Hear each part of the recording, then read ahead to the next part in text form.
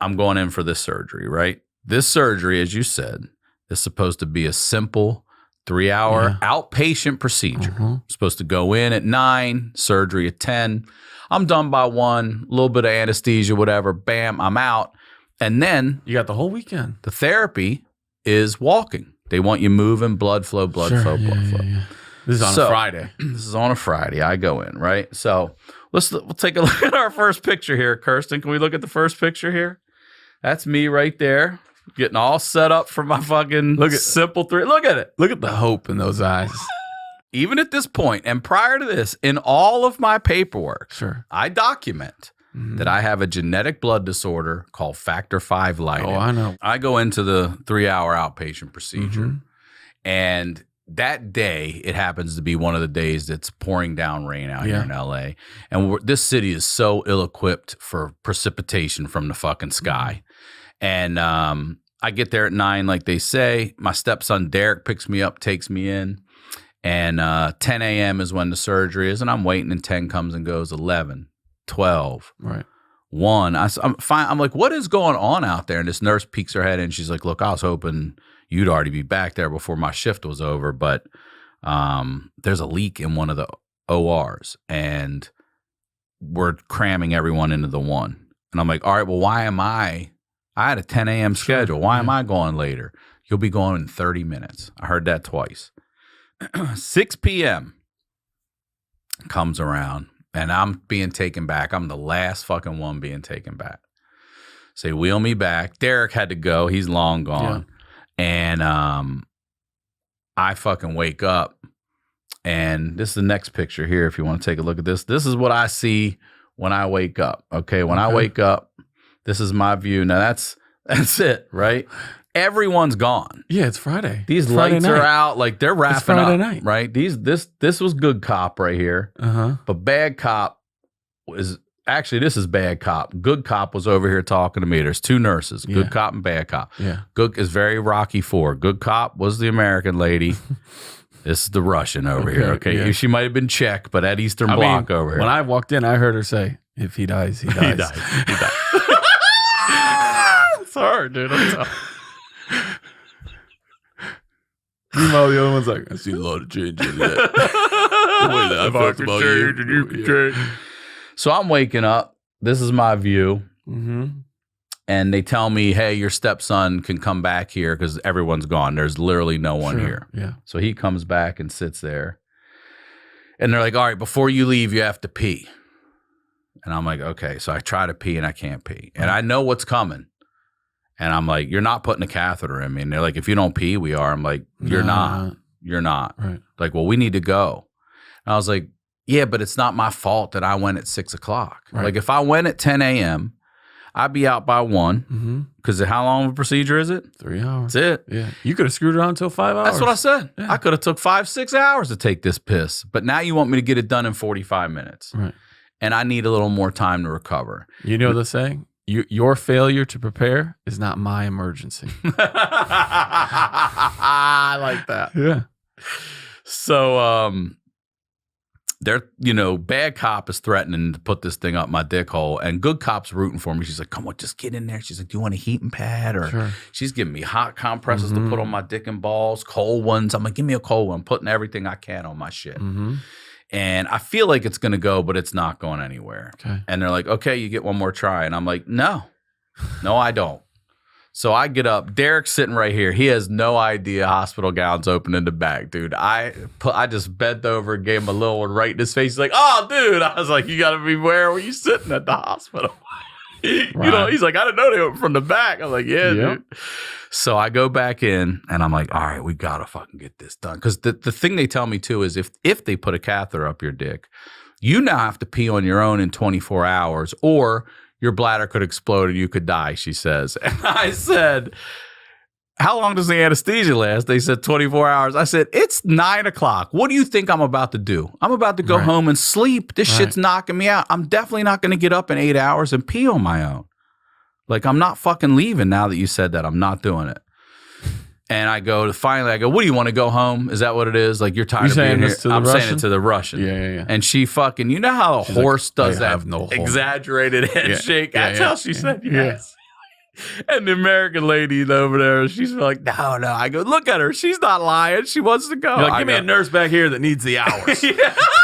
Give me somebody that fucking got a car payment or something. Oh, shit. So what happened? So I go back and because this is all before I enter the picture. This is just the procedure, right, bro. So I fucking say, all right, I'm gonna go in and get this done. I can do it. I'm doing it, and I fucking go in. You're talking to yourself. I'm like, come on, motherfucker, come on.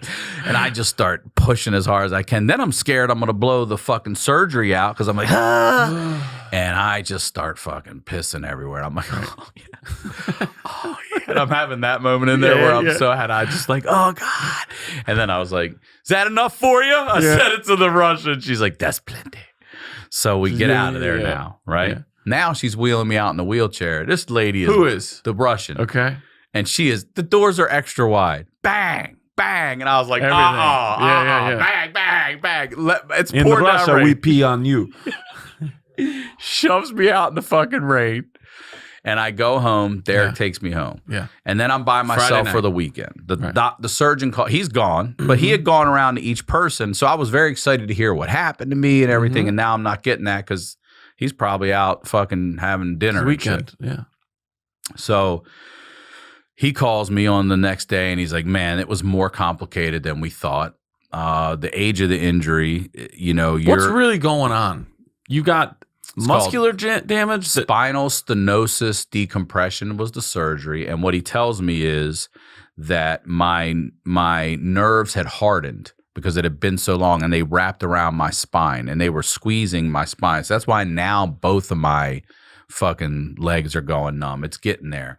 He said there was leakage. He said the L3, 4, and 5, those bottom ones had the passageway was pretty much gone. He had to reconstruct those. There's some lining around your nerves, whatever, that he had to reinforce. All this shit. He's like, when you get through this, you're going to be a new man. I'm telling you. And I was like, all right. So he goes, because of reincarnation. Yeah. So he's like, send me pictures of what it looks like. And I send him pictures of what it looks like. He's like, all right, so it's not responding the way it should. So instead of you walking around. Wait, you sent him pictures on Saturday? Yeah, we're going to show him. Okay, he called me on Saturday to tell me everything. He was awesome. Right. He gave me his personal number. When do you send photos of your progress? On Saturdays, the first day. Okay. Let's take a look at these pictures right here. So this is what it looks like when I get out of surgery right here. Okay. Now that's not supposed tell to these be people what they're about to see. Yeah, you're about to see some surgery pictures. Well, too late now. That's not terrible. It's not terrible. Now it gets gnarlier, but it's not. It looks like you have an Ace of Spades tattoo. Yeah, that thing right there. That's a Cancun story. We'll cover that part 2. What is going on? Is that just bruising? No, I think that's like, I don't know what it is, to be honest. I don't know if that's like where they mark me. Only you would turn your first post-op surgery picture into an Under Armour ad. You believe it? Yeah. Okay, so now it's supposed to be going down looking like a normal spine, but here's where it just starts to swell, and then here's one more after that. Okay. That's where he's like, all right, this thing's not doing what it's supposed to do. No. So now I want you on bed rest. Right. And I'm like, all right, but remember, he's like, I remember. You're supposed to walk. You got factor 5 lying. I'm like, that's it. But they told you walking is what's good for this. That's what's really good for this. Lay down. So he wants to see me on Tuesday. I go in on Tuesday and he sees it and he's like, all right, you're going into surgery today. They admit me to Cedars-Sinai. The ER room, they're like, don't worry. We're going to try to give you This is a different place than where you had the procedure. I went to the same place first and they're now sending me to the hospital at Cedars-Sinai. Okay. And I go in and we're in the ER and it's pouring down. It hasn't stopped pouring down rain. So every fucking lunatic is in the ER. Right. All the homeless people, all the crazies. I mean, it's a free-for-all. And I'm in a wheelchair. And I'm like, hey, I can't sit like this. I need to lay down. Is there a bit? No. Nope. Anything in the hallway? No. Nope. And I'm like, yeah, but I can't. So I'm showing the nurses like, oh, we'll try to get you in right away. They push me. I see them sending me over to the crazy corner. I was like, don't put me over there. No. We'll get to right here. Yeah. Put me in here. I see this guy's screaming at everybody. He's going around hustling people for loose change for sodas. We see one homeless guy, and again, Derek, my stepson, who's been a rock to all this, driving me. We see this homeless guy strike a security guard, so now they're dragging him out. Like it's mayhem. And I keep begging them. 2 hours goes by, 3 hours. I'm like, I can't sit. Like, can I please? I'll lay on the floor over there. Like, you cannot lay on this filthy floor. I'm like, oh my God. So 6 hours, I wait, and we finally get admitted. Now I'm having the surgery. Bing, bang, boom. I'm out again. I wake up, and they wheel me into what I call general population, that Gen Pop area. Mm-hmm. And that is when you showed up. I have this weird fucking experience where, and this is before they gave me the drugs, because I want to be clear about that, where I'm just laying in this bed and there's this black figure at the end, and it doesn't look like a person or whatever. There's not one detail I can make out. It's a silhouette-ish of a person. Mm-hmm. And it physically grabs my right foot with its left hand. It's facing me. I'm assuming it is. Yeah. And it wiggles my fucking foot and then it moves off to its left and it disappears. And I'm like, what the fuck? And I know people are like, it's the drugs. Maybe sure, it was. Maybe. Sure, maybe it was. But I was regardless, it's a thing that you experienced. It is. And it comes back to me later. Take the stairs test. I go up and down the stairs thing a couple times. She goes, all right, now I want you to sidestep up it. Like you're holding onto a rail in front of you. You can sidestep. But I do that. And I come back down and she goes, well, it's like sitcom timing. She's like, well, Mr. Sickler, I can say as your occupational therapist, you have passed the necessary tests to be released today. And I fucking fell back on my bed and I said, I'm clotting. She said, what? I said, were you feeling anything as she was talking? Yeah, I'm starting to feel that pain I felt before in 2016 when no one told me what was going on. And I'm like, boom, on the bed. And I'm like, I'm clotting. And she's like, what? I'm like, I'm clotting. So she calls this doctor in. What does it feel like?